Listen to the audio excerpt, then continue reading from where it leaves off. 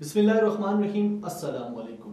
बेशुमार दुरूद व सलाम नबी रहमत सल्लल्लाहु अलैहि वसल्लम की ज़ात पर और आपके आल पर। ख़ातिन व हज़रात, आप देख रहे हैं द करंट व्यू और मैं हूं आपका मेज़बान सरदार वलीद मुख्तार। नाज़रीन, पाकिस्तान में ऐसे लोगों की कमी नहीं है जो पाकिस्तान से बेशुमार मोहब्बत करते हैं और पाकिस्तान में बसने वाले लोगों के काम आते हैं।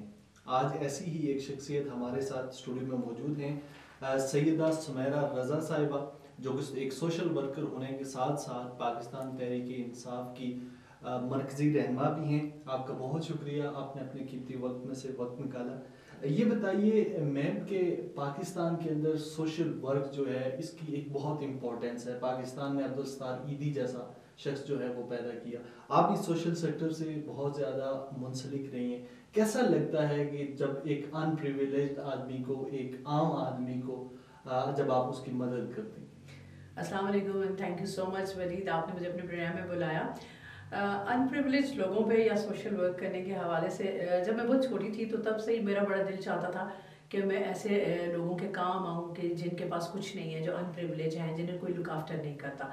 तो वो चीज़ मेरे अंदर वैसे वक्त के साथ साथ डेवलप होती चली गई।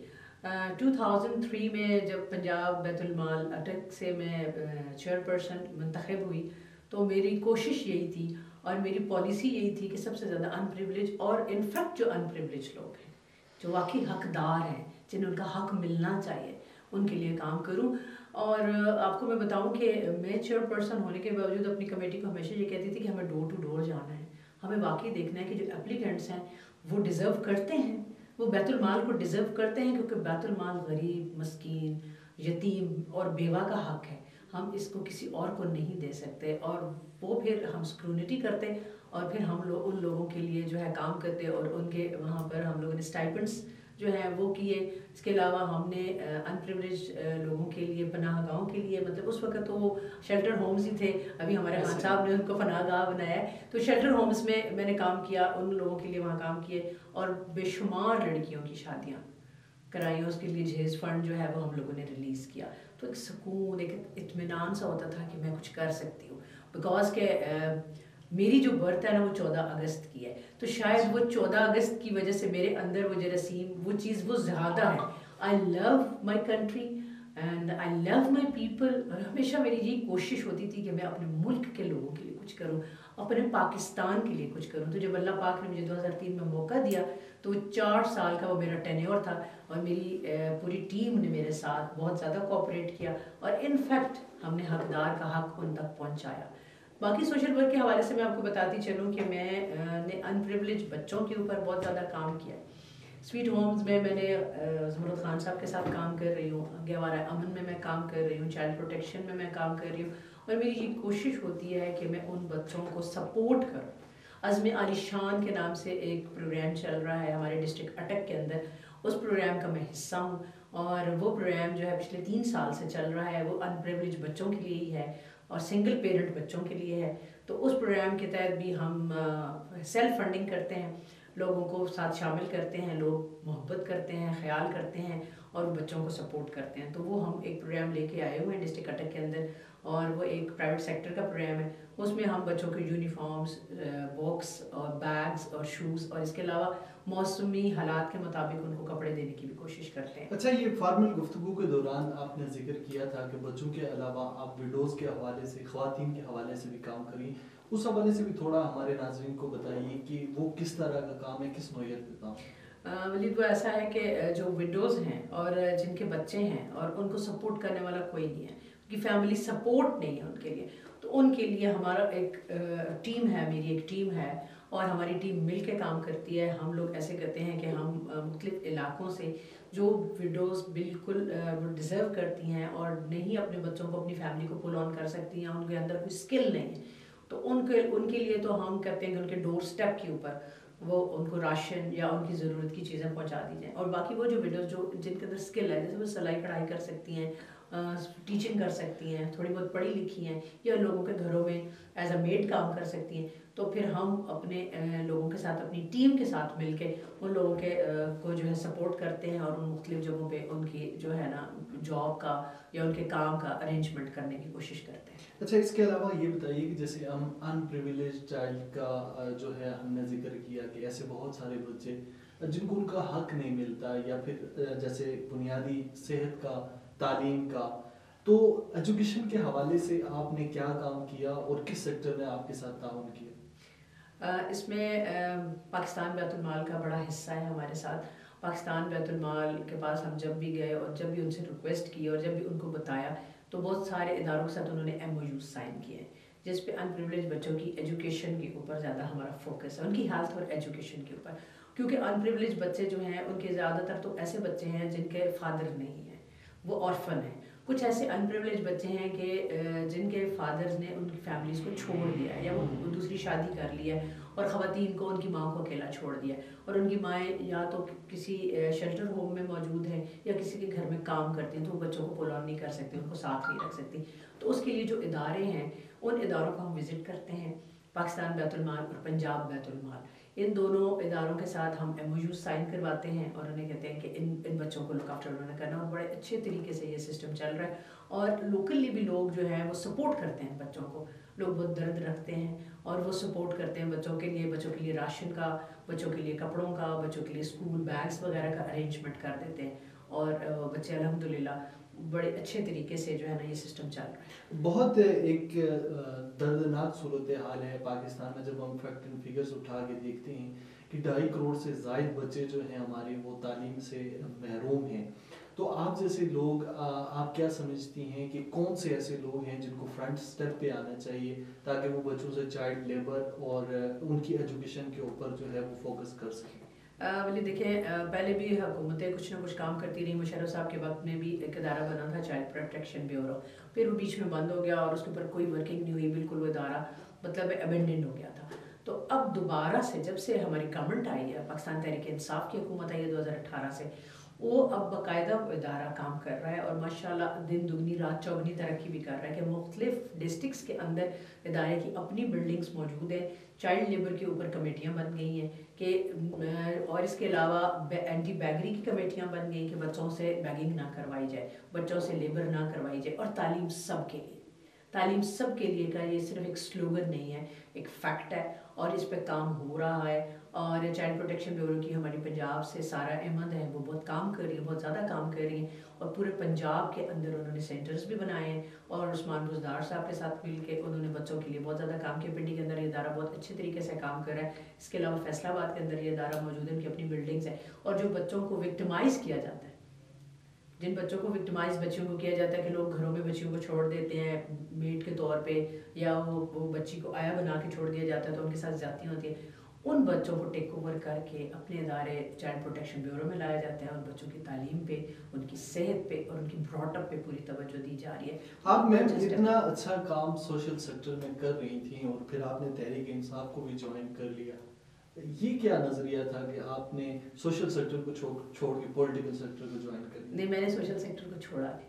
सोशल सेक्टर तो अटेंशन तो डाइवर्ट हुई है, सोशल अटेंशन भी डाइवर्ट हुई। मैं समझती हूँ कि तहरीक इंसाफ को ज्वाइन करने के बाद मेरा सोशल वर्क ज़्यादा अच्छा हो गया, मुझे आसानी हो गया काम करने में, मैं बड़ी इजी हो गई हूँ। क्योंकि जो एक टेन्योर था 2009 से 2018 तक का, ये 9 साल का एक पीरियड था, एक बड़ा गैप था और उस गैप में हमारे लिए काम करना बहुत मुश्किल था। जैसे मैंने बताया कि चाइल्ड प्रोटेक्शन ब्यूरो बंद हो गया, वो उस पर काम नहीं हो रहा था, एंटी बैगरी पे काम नहीं हो रहा था, चाइल्ड लेबर के ऊपर काम नहीं हो रहा था। तो एक हमारे लिए बहुत मुश्किल हालात थे कि सुनवाई नहीं थी, कई बार हम बात अपनी पहुंचा ही नहीं पा रहे थे, और अगर बात पहुंच भी पाती थी तो उस पर इम्प्लीमेंट नहीं होता था। लेकिन 2018 से जब से PTI की गवर्नमेंट आई है तो गवर्नमेंट ने बड़े अच्छे इनिशिएटिव्स लिए हैं, बड़ी अच्छी पॉलिसीज़ बनाई हैं, ज़ैनब बिल बनाया, तो उसमें एक सिक्योरिटी का माहौल बन गया। एक हम मतलब मैं समझती हूँ कि बच्चियाँ बड़ी सिक्योर हो गई हैं। मतलब स्कूल कॉलेजेस के अंदर मैंने जब विजिट्स किए और मैंने ज़ैनब बिल के ऊपर बात की और चाइल्ड प्रोटेक्शन के ऊपर बात की, तो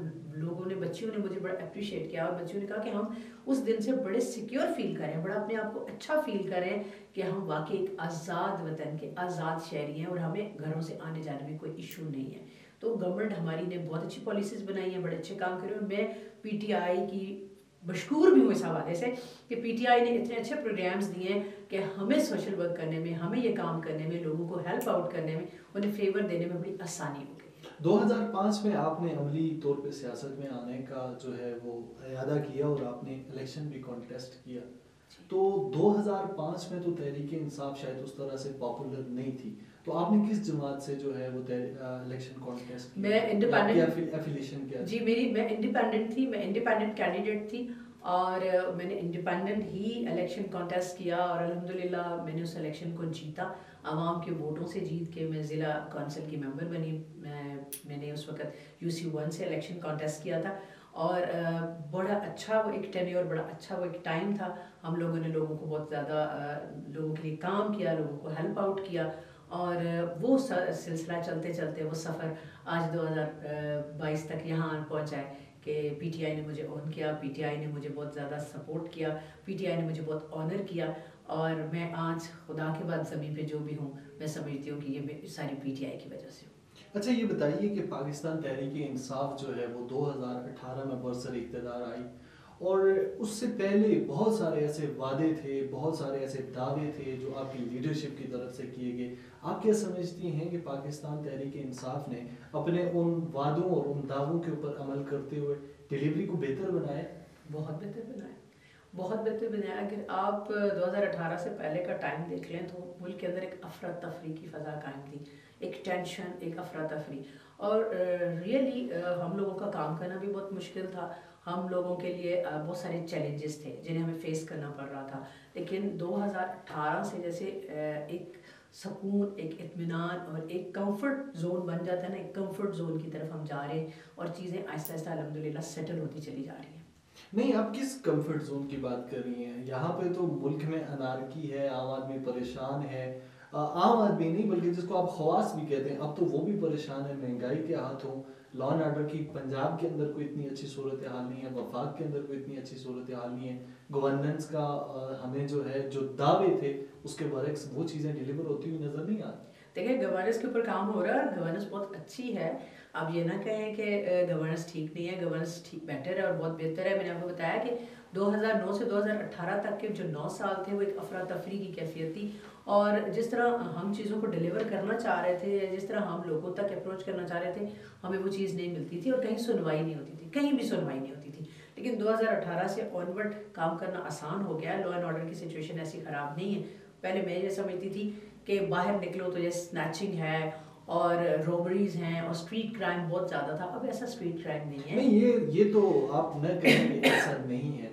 गो के शायद हालात बेहतरी की तरफ अब जा रहे हैं, चूँकि हम जहाँ पे बैठे हुए हैं इस इलाके के अंदर भी मुतअद्दिद ऐसे वाक़यात रिपोर्ट होते हैं जिनसे बहुत सारे ऐसे वाक़यात हैं कि जिनमें शायद आम शहरी की जान माल महफूज नहीं है। चलें, इस टॉपिक को हम सेट असाइड करते हैं। मुझे ये बताइए कि इस वक्त जो अपोजिशन का कोलिशन बना हुआ है पाकिस्तान तहरीक इंसाफ के ख़िलाफ़, इमरान खान ने हालिया स्पीच भी जो की उसमें बहुत सारे इशारे कनाए हुए, उन्होंने बात भी की। आप क्या समझती हैं कि पाकिस्तान तहरीक इंसाफ 5 साल पूरे करेगी? इंशाअल्लाह बिल्कुल पूरे करेगी और पाकिस्तान तहरीक इंसाफ ये पूरे करके ये साबित करेगी कि वज़ीर आज़म इमरान खान एक बेहतरीन चॉइस है इस मुल्क के लिए। और आने वाला वक्त इंशाअल्लाह इमरान खान का होगा। नहीं, ये अगर हम मतलब दावे की हद तक बात करें तो फिर तो ठीक है कि आने वाला वक्त भी और आने वाले 50 साल भी इमरान खान के होंगे, लेकिन हकायक तो इससे मुख्तलिफ हैं। क्योंकि सबसे मजबूत आपकी पार्टी का जो गढ़ था वो तो KPK था, वहाँ से जो अभी हुआ है वो आपके सामने ही है, जिस पे इमरान खान ने भी तहफ़्फ़ुज़ात का इज़हार किया है। कैसे देखती हैं आप इस सारी सिचुएशन? देखिए, अप एंड डाउन्स तो हर जगह होते हैं, अप एंड डाउन्स तो आते हैं। 40 साल हुकूमत करने वालों को भी लोगों ने रिजेक्ट किया, ठीक है, और उनकी हुकूमत नहीं बन सकी। ये चीज़ें जमहूरियत का हुस्न है और जमहूरी मुल्कों में ऐसा होता है और ये सिलसिला है कि गलतियाँ इंसानों से होती हैं, कोई मिस्टेक्स होती हैं कहीं पर। और आपको ये भी पता है कि बल्दियात जो है ना, ये पर्सनैलिटी के ऊपर ये वोट मिलता है, ये टोटल वोट पर्सनैलिटी के ऊपर मिलता है। तो अगर वहाँ उन इलाकों में जहाँ पर PTI ने लूज़ किया है तो मेरा ख्याल है कि वहाँ कुछ ऐसे फ्लॉज या कुछ ऐसी चीज़ें थी या कुछ ऐसे एलिमेंट्स थे जिनकी वजह से वो सीटें हम नहीं जीत सके। लेकिन ओवरऑल देखा जाए तो केपी में हमारी पोजीशन अल्हम्दुलिल्लाह बहुत अच्छी है और सारे इंडिपेंडेंट के कैंडिडेट्स जितने भी विन किए हुए हैं वो सारे पीटीआई में शामिल हो चुके हैं और पीटीआई पहले से ज़्यादा अच्छे ताज़ा दम दस्तों के साथ फिर मैदान अमल में उतरी हुई है। नहीं, उसके इसके अलावा अगर हम बात करें, आपने कहा कि ये तो चलो पर्सनैलिटी के इलेक्शन होते हैं, मान लिया जाए, ज़िमनी इलेक्शन में भी तो पाकिस्तान तहरीक इंसाफ की जो मकबूलियत है वो कम ही होती नज़र आई है। उसके बाद पार्टी के अंदर जो मसाइल हैं, इस सारे सिनेरियो में इमरान खान आगे कैसे बढ़ेंगे? इमरान खान बिल्कुल आगे बढ़ेंगे और इमरान खान बढ़ते चले जाएंगे। ये मैंने आपको बताया कि अप एंड डाउन्स तो आते हैं, फ्लॉज होते हैं, मिस्टेक्स होती हैं और आज़ादी राय बड़ी चीज़, ज़रूरी चीज़ है, वो सबको हासिल है। हर आदमी अपना पॉइंट ऑफ व्यू देता है और ये जमहूरियत का हुस्न है। जमहूरी मुल्कों में ऐसा होता है। हमें इस चीज़ से ना कोई घबराहट है और ना कोई टेंशन है। हमें पूरा यकीन है कि इंशाअल्लाह 2023 भी पीटीआई का साल होगा, इमरान खान का साल होगा और इमरान खान वो मुल्क का वाहिद वज़ीर आज़म होगा जो अपने 5 साल पूरे करेगा। ये सबसे ज़्यादा पाकिस्तान तहरीक इंसाफ का जो मंशूर था, या इमरान खान साहब जिस चीज़ को सबसे ज़्यादा प्रोपोगेट करते थे, वो करप्शन था कि पाकिस्तान की जो बुनियादें हैं वो करप्शन ने खोखली कर दी। ट्रांसपेरेंसी इंटरनेशनल की हालिया रिपोर्ट में 14 दर्जे पाकिस्तान को मजीद करप्ट मुल्क डिक्लेयर कर दिया है। तो आप समझ नहीं रही हैं कि पाकिस्तान तहरीक इंसाफ इमरान खान की क़यादत में भी करप्शन ही की तरफ बढ़ रही है?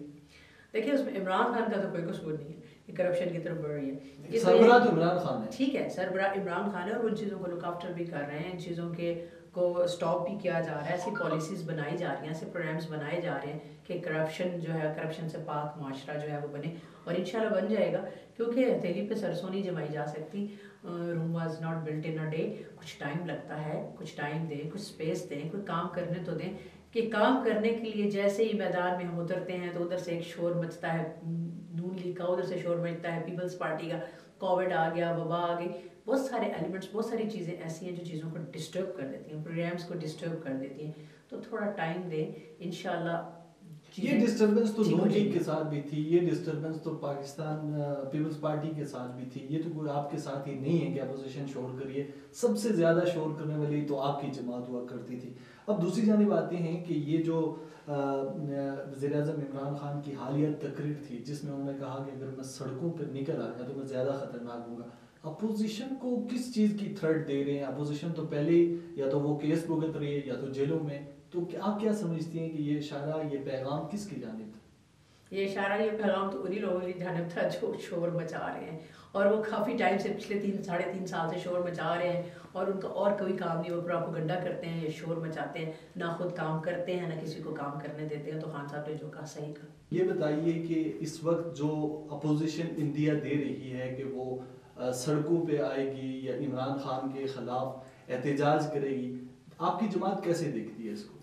देखिए, बात यह है वलीद कि सबसे पहले तो आपका शुक्रिया कि आपने अपने प्रोग्राम में मुझे बुलाया और मुझे बोलने का मौका दिया। दूसरी बात मैं आपसे ये करना चाहूँगी कि जब से 2018 से टिल टुडे मैंने अपोजिशन को हमेशा शोर मचाते ही देखा।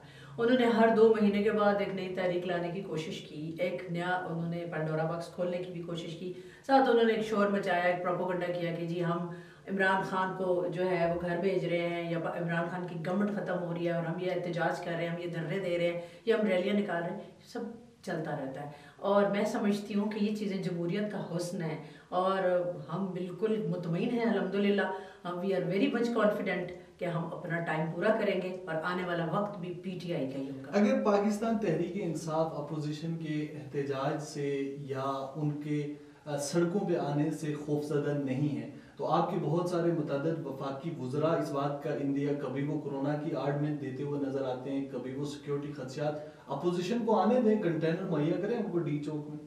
देखिए, अपोजिशन को आने से हमने कभी रोका नहीं है और हम कंटेनर क्यों मुहैया करें? अगर अपोजिशन आना चाहती है तो अपोजिशन आए। अपोजिशन एक सिर्फ शोर मचा सकती है और वो गुज़श्ता 3-3.5 सालों से वो शोर ही मचा रहे हैं।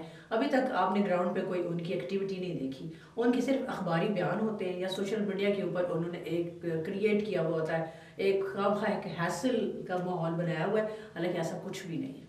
अच्छा, ये बताइए, दूसरी जानिब हम आते हैं, इमरान खान साहब अभी एक बड़े इंपॉर्टेंट दौरे पे इस वक्त चाइना में मौजूद हैं। खित्ते की जो सूरत हाल है, अगर पाकिस्तान में तहरीक इंसाफ को डिस्टेबलाइजेशन की तरफ या फिर ये भी सदारती निज़ाम की भी बात गश्त हो रही है, इमरान खान असम्बली तहलील करने की भी बहुत सारी मीडिया पे और सोशल मीडिया पे ऐसी भी बातें हो रही हैं। आप क्या समझती हैं कि 3 साल का वक्त तो आपको दिया गया, डिलीवर करने में, निज़ाम की बेहतरी में पाकिस्तान तहरीक इंसाफ को इन शॉर्ट्स कितना टाइम और चाहिए?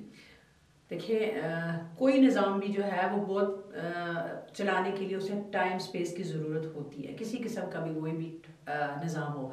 इस सिस्टम चूँकि बहुत ज़्यादा ख़राब था, तबाह हाल था, खदसा हो चुका था ये बिल्कुल सिस्टम। और 40 साल एक पार्टी रूल करके गई है, 40 साल उन्होंने हुक्मरानी की और बेड़ा गर्क करके चले गए वो इस मुल्क का, इस कौम का। आप देख लें, कोई सेक्टर भी आप उठा के देख लें तो वहाँ आपको तबाही के अलावा कुछ नज़र नहीं आएगा।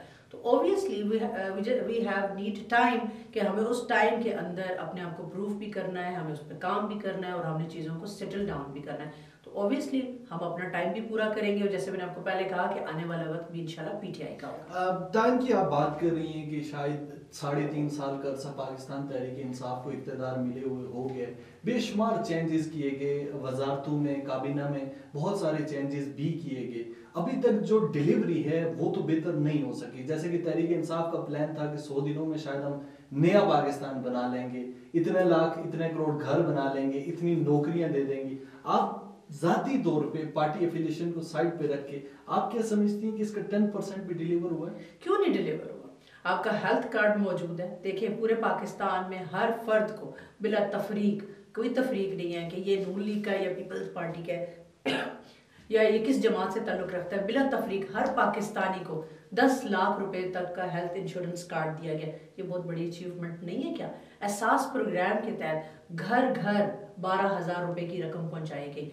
कोविड का हालात जो इस वक्त इतने टफ हालात थे, पूरी दुनिया की इकोनॉमी क्रश हो गई थी, बड़े बड़े दुनिया के ममालिक जो है वो हैंड्स अप कर गए थे, लेकिन खान साहब की सोच, उनका विजन और उनकी अक्लमंदी ने वो टाइम भी हमारा अल्हम्दुलिल्लाह बड़ा अच्छा गुजरा कि 2020 जो एक टफ टाइम था, जब फर्स्ट और सेकेंड वेव्स आई हैं कोविड की, उसके अंदर भी खान साहब ने इंडस्ट्री को बंद नहीं होने दिया, हर घर का चूल्हा जला। और मैं खुद इस चीज़ की विटनेस हूँ। ये आपने कहा ना कि अपनी पार्टी एफिलिएशन को साइड पे रख के, पार्टी एफिलिएशन को मैं कभी साइड पे नहीं रख सकती, लेकिन पर्सनल एक्सपीरियंसेस जो मेरे हैं, मैं आपको बताऊं कि सरगोदा के एक गांव के अंदर में गई और उस बंदे ने कहा कि जी आप कौन सी पार्टी से ताल्लुक़ रखती हैं? तो मैंने कहा कि मैं पीटीआई से ताल्लुक़ रखती हूँ। तो कहता है कि हम आपको सल्यूट करते हैं और मैं इमरान खान से मोहब्बत करता हूँ। मैंने कहा बहुत शुक्रिया चाचा आपका। कहते हैं जी मैं वैसे नून लीग का हूँ, लेकिन मुझे बिला तफरीक 12,000 रुपया हर महीने मिल रहा है और ये इमरान खान मुझे दे रहा है, इसलिए मैं इमरान खान से मोहब्बत करता हूँ। कि इमरान खान ने कभी नहीं सोचा कि आप कौन सी पार्टी से हैं, आप कहाँ से बिलोंग करते हैं, आपकी पार्टी एफिलिएशंस क्या हैं, या आप हमारे खिलाफ क्या प्रोपोगंडा कर रहे हैं। वो इस मुल्क को वाकई रियासत मदीना बनाना चाहते हैं, इस मुल्क को वाकई तरक्की की इशारा पर गामसन करना चाहते हैं, इस मुल्क के लोगों का दर्द रखते हैं, इस मुल्क के लोगों की तकलीफ रखते हैं, इसीलिए इंडस्ट्री को बंद नहीं होने दिया। उन्होंने किस तरीके से इंडस्ट्री को चलाया, एनसीओसी बनाकर किस तरीके से पाकिस्तान की मईशत को उन्होंने चलाया, ये आपने भी देखा, हमने भी देखा और पूरी दुनिया ने देखा। और पूरी दुनिया के बड़े बड़े ममालिक और बड़े बड़े लीडर्स ने उनको अप्रिशिएट किया, उन्हें एडमायर किया, उनकी पॉलिसीज़ को एडमायर किया कि खान साहब ने कितने अच्छे तरीके से एक पसमानदा मुल्क, एक तरक्की पजीर मुल्क जो कोविड का शिकार है, लेकिन वहाँ की इंडस्ट्री नहीं रुकी, वहाँ मईशत का पहिया नहीं रुका। तो ये खान साहब की बहुत बड़ी अचीवमेंट्स हैं, खान साहब का बहुत बड़ा विजन है और खान साहब अपने लोगों के लिए आइंदा भी इस तरह के प्रोग्राम्स और पॉलिसीज़ लेके आएंगे। अभी कितने ज़्यादा बिल्स आए हैं जो कि अल्हम्दुलिल्लाह बड़ी अच्छी मेजॉरिटी के साथ पास हुए, ठीक है। तो अवाम की खिदमत के लिए ही आए हैं, अवाम की रिलीफ के लिए ही आए हैं, अवाम दोस्त बिल है, अवाम के लिए काम हो रहा है। और उसमें ये नहीं कहा गया कि आप किस पार्टी से ताल्लुक़ रखते हैं। बेनज़ीर इनकम स्पोर्ट्स प्रोग्राम है तो वो सिर्फ बेनज़ीर इनकम वालों को ही मिल रहा है। एहसास प्रोग्राम, इसलिए इस प्रोग्राम का नाम है एहसास प्रोग्राम, कि पूरे मुल्क की आबादी के लिए ये एहसास रखने वाला प्रोग्राम है। और ये प्रोग्राम जो है, इसके तहत हर नीडी को 12,000 रुपया हर महीने मिल रहा है। इसके अलावा आप देखिए यूटिलिटी स्टोर्स के ऊपर 1000 की सब्सिडी जो है फूड आइटम्स पे दी गई है, आज दिन तक इस गवर्नमेंट ने दी है। नहीं, वो सब्सिडीज तो इससे पहले भी मुतअद्दिद चीज़ों पे, यूटिलिटीज़ पे नून लीग के दौर में भी दी जाती रही। ये को पाकिस्तान तहरीक इंसाफ का वाहिद कारनामा नहीं है। स्पेसिफिक अमाउंट है, स्पेसिफिक अमाउंट मैम दी जाती रही है माजी में भी। अगर आप फैक्ट एंड फिगर की बात करते हैं वो हम स्क्रीन पे चला देंगे कि किसने कितना दिया है। लेकिन बात यह है कि इमरान खान जो इक्तदार में आने से पहले जिस तरह अपोजिशन को रुगेते थे, बिजली का बिल उसको जलाने की बात करते थे, आज अगर 50 यूनिट किसी की कंजप्शन है तो उसका बिल हजारों में आता है। तो आम आदमी का जो लाइफस्टाइल है वो तो मुतासर हुआ है ना। महंगाई की शरह कहाँ पे पहुंच गई है, इस पे आप अपनी राय दीजिए कि जो महंगाई का उरूज है, इमरान खान साहब ने इसमें जरूर कहा है कि मुझे रातों को नींद नहीं आती, लेकिन सिर्फ अपना दुख बयान करने से तो कुछ नहीं होगा ना। पाकिस्तान के आम आदमी को रोटी चाहिए, उसे इस बात से कोई गर्ज नहीं है कि हमारे इख्तियार में बैठे हुए लोग क्या कर रहे हैं। देखें, इमरान खान साहब को दुख है और उस काम के लिए वो कर भी रहे हैं, वो ऐसी रिफॉर्म्स भी ला रहे हैं, ऐसी पॉलिसीज, ऐसे प्रोग्राम्स लेकर आ रहे हैं कि जहां पर आम आदमी को रिलीफ मिले। हेल्थ कार्ड से क्या आप समझते हैं कि रिलीफ नहीं मिलता? एक आम आदमी कायद-ए-आज़म हॉस्पिटल जैसे बड़े अस्पताल में अपना इलाज करवा सकता है, क्या कभी एक आम आदमी उस हॉस्पिटल तक उसकी अप्रोच थी? क्या वो जा सकता था? वहाँ तो सिर्फ ब्यूरोक्रेसी या अशरफिया ही जा सकती थी ना, लेकिन वो वहाँ जा रहे हैं। रिलायंस हॉस्पिटल में एक आम आदमी का इलाज हो रहा है, तो ये इमरान खान का कारनामा है, ये इमरान खान की अचीवमेंट्स हैं, उन्हीं के प्रोग्राम्स हैं। जहाँ तक आप बात करते हैं कि महंगाई, तो महंगाई पूरी दुनिया में बहुत ज़्यादा हुई है।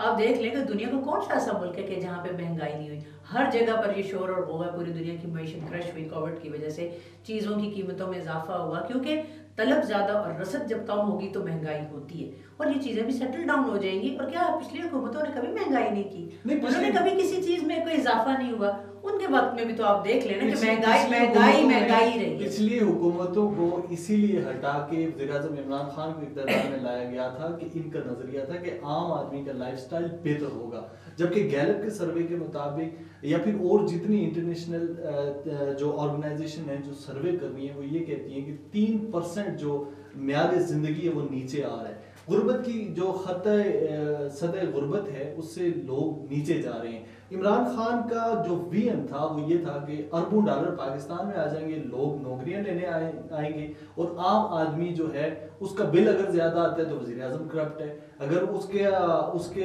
जो यूटिलिटीज हैं वो महंगी होती हैं, वज़ीर आज़म करप्ट है। तो फिर आम आदमी आपसे क्या एक्सपेक्ट करे? आम आदमी अच्छी सोच रखे, आम आदमी हौसला रखे, क्योंकि आने वाला वक्त बहुत बेहतर है इंशाल्लाह ताला। क्योंकि ये देखें, खान साहब की गवर्नमेंट जैसी आई, डिजास्टर्स आते चले गए। ये तो अब वो चीज़ें हैं कि कुदरती आफात है, ठीक है, ये वबा कुदरती आफत है, इसका हम सब ने मिलकर मुकाबला किया भी और हम कर भी रहे हैं। और अल्हम्दुलिल्लाह पाकिस्तान की मईशत उस तरह से नहीं गिरी जिस तरह से गिरनी चाहिए थी।